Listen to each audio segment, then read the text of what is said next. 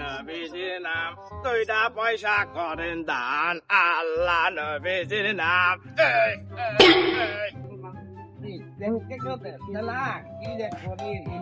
কেমন করলো আর হয় না কই দাঁড়াও, তোমার এই গ্রামে ভিক্ষা করতে চান্দা দেওয়া লাগবে। চান্দা দেওয়া লাগবে মানে কার চান্দা দেবো? আমি ফকির মানুষ ভিক্ষে করে আমি চান্দা দেবো কিসের জন্য? তুমি টুন্ডা কাদের চান্দা দিবে না? টুন্ডা কাদের লোক মানে এই গ্রাম, তোমার এই গ্রামে ভিক্ষা করতে চান্দা দেওয়া লাগবে। চান্দা মান্দা দিতে পারবো না, তো দিতে হবে। পারবো না, আমি দোয়াই লাগবো, আমি পারলাম না। এই এই ধর সব কাটে নে, সব কাটে নে।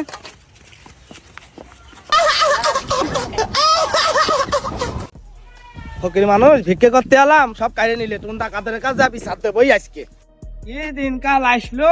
চেয়ারম্যানের লোকজন আমার কাছে চাঁদা নেয়, আমি ফকির মানুষ, আমারও বলে চাঁদা দেওয়া লাগে। আজকে বিচার না করলে পারে কোনো মতে আজকে আমি চেয়ারম্যানের পারবো না।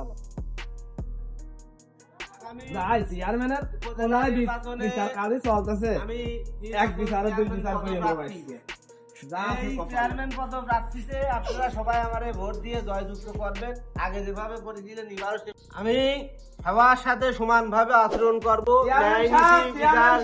আবার চেয়ারম্যান সাহেব কি হয়েছে? কি কি কি কি কি আপনার লোকজন আমার সবকিছু চিন্তাই করে নেছে। আমার লোক তোমার তো চিন্তাই করেছে মানে কিরা করেছে? কিরা এর মধ্যে কেউ ছিল?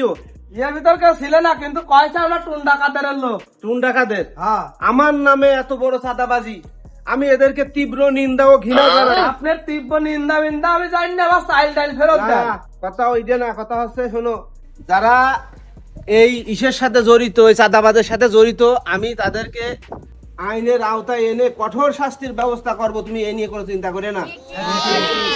এই যে আমার জনগণ সাক্ষী ঠিক কয়েছে, এর বিচার করা হবে।